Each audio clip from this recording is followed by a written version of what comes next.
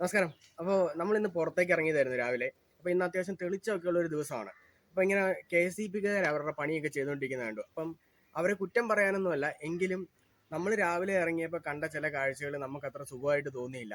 അപ്പോൾ നിങ്ങളുടെ നാട്ടിലും ഇങ്ങനെയൊക്കെയാണോ ഇവരുടെ ജോലികൾ എന്നറിയാൻ വേണ്ടിയിട്ട് നമ്മളൊന്ന് ചോദിക്കുന്നു മാത്രമേ ഉള്ളൂ. ഒരു സംശയം ഒന്ന് ക്ലിയർ ചെയ്യാൻ വേണ്ടിയിട്ട് നമ്മൾ ചോദിക്കുന്നതേ ഉള്ളൂ. അപ്പോൾ നിങ്ങൾ ഇതൊന്ന് കണ്ടു നോക്കുക, എന്നിട്ട് നിങ്ങളുടെ അഭിപ്രായങ്ങളൊന്ന് കമൻറ്റ് ചെയ്തേക്കുക. നിങ്ങളുടെ നാട്ടിലെ സ്ഥിതി എങ്ങനെയാണെന്നും കൂടെ ഒന്ന് കമൻറ്റ് ചെയ്യുക. അപ്പോൾ നിങ്ങൾക്ക് ഈ ഒരു വിഷ്വൽസിലെല്ലാം കാണാം, വഴിയുടെ സൈഡിൽ തന്നെയാണ് ഈ സാധനം എല്ലാം വലിച്ചിട്ടേക്കുന്നത്. അതാ വെട്ടി വരുന്ന ആ വലിയ കമ്പ് അതേപടി അതൊന്ന് വെട്ടി ചെറുതാക്കിയിട്ട് പോലും അല്ല ഇട്ടേക്കുന്നത്, ആ വെട്ടി വരുന്ന അതേ രീതിക്ക് തന്നെ. അതുപോലെ തന്നെ ഈ മരത്തേന്ന് വലിച്ച് ചായച്ച് ഒടിച്ച് മരത്തേൽ തന്നെ തൂക്കിയിട്ടേക്കാണ്. അടുത്ത മഴ കഴിയുമ്പോൾ ഈ സാധനങ്ങളെല്ലാം പിന്നെയും വന്ന് വഴിയിലേക്കായിരിക്കും വീഴുക.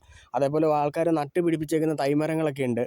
അത് ശരിക്കും പറഞ്ഞു കഴിഞ്ഞാൽ ആൾക്കാർ തന്നെ വെട്ടിക്കളയേണ്ടതാണ് അതിൻ്റെ കാര്യങ്ങളൊക്കെ. പക്ഷേ അവരത് ചെയ്തിട്ടില്ല, അത് അവരുടെ മിസ്റ്റേക്ക്. പക്ഷേ ഇവരിത് ചെയ്യുമ്പോൾ ശരിക്കും പറഞ്ഞു കഴിഞ്ഞാൽ അത് ആ മരം നശിച്ചു പോകുന്ന രീതിയിൽ വലിച്ച് പറിച്ച് വെട്ടിക്കീറി വെച്ചിരിക്കുകയാണ്. അപ്പോൾ അതൊക്കെയാണെങ്കിലും അടുത്ത മഴയ്ക്ക് വെള്ളം തൂങ്ങിക്കഴിയുമ്പോഴത്തേക്കും അത് വെയിറ്റ് കൂടി നേരെ ഇരിഞ്ഞ് വഴിയിലേക്ക് തന്നെ വന്ന് വീഴും.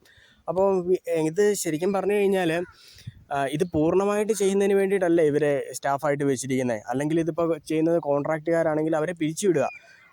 കാര്യം വൃത്തിക്ക് ജോലി ചെയ്യുക, നാട്ടുകാർക്കൊരു ഉപദ്രവമായിട്ട് മാറാതിരിക്കാൻ ശ്രമിക്കുക. ആ ഒരു രീതിക്ക് കാര്യങ്ങൾ ചെയ്തില്ല എങ്കിൽ ഇപ്പം നമുക്കെല്ലാവർക്കും ഇത് ബുദ്ധിമുട്ടാകുന്ന കാര്യമാണ്.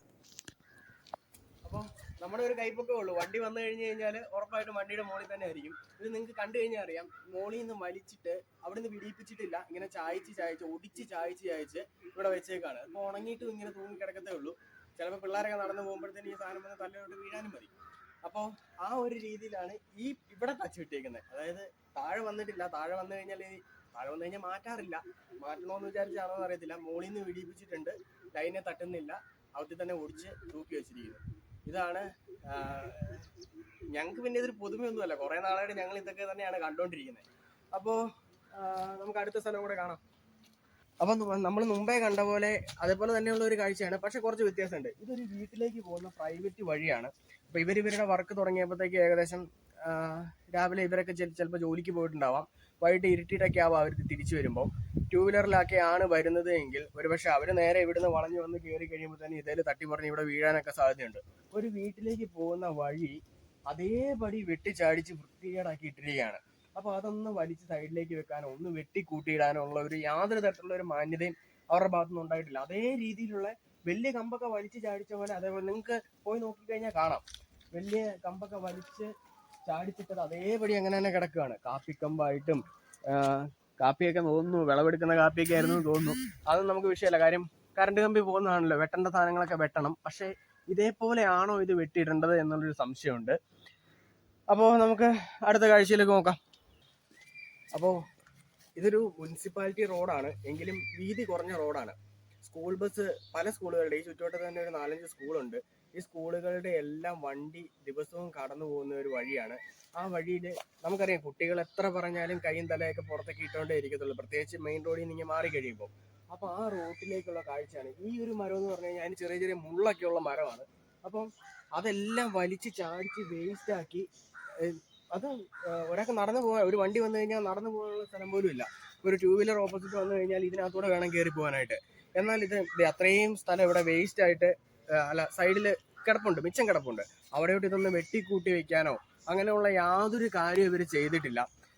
നമുക്കറിയാം, കെ.എസ്.ഇ.ബിക്കാരുടെ ജോലി എന്നൊക്കെ പറയുമ്പോഴത്തേക്കും അത് അത്യാവശ്യം ബുദ്ധിമുട്ടുള്ള ജോലിയാണ്. മഴക്കാലം ആയി കഴിഞ്ഞ് കഴിഞ്ഞാൽ മഴയത്തൊക്കെ പോസ്റ്റയിലൊക്കെ കയറി ഇവരിയ്ക്കുന്നത് നമുക്ക് വേണ്ടിയിട്ട് കറണ്ടിൻ്റെ കാര്യങ്ങളൊക്കെ ചെയ്യുന്നതൊക്കെ കാണുമ്പോൾ നമുക്ക് സങ്കടം വരുന്ന കാര്യം തന്നെയാണ്.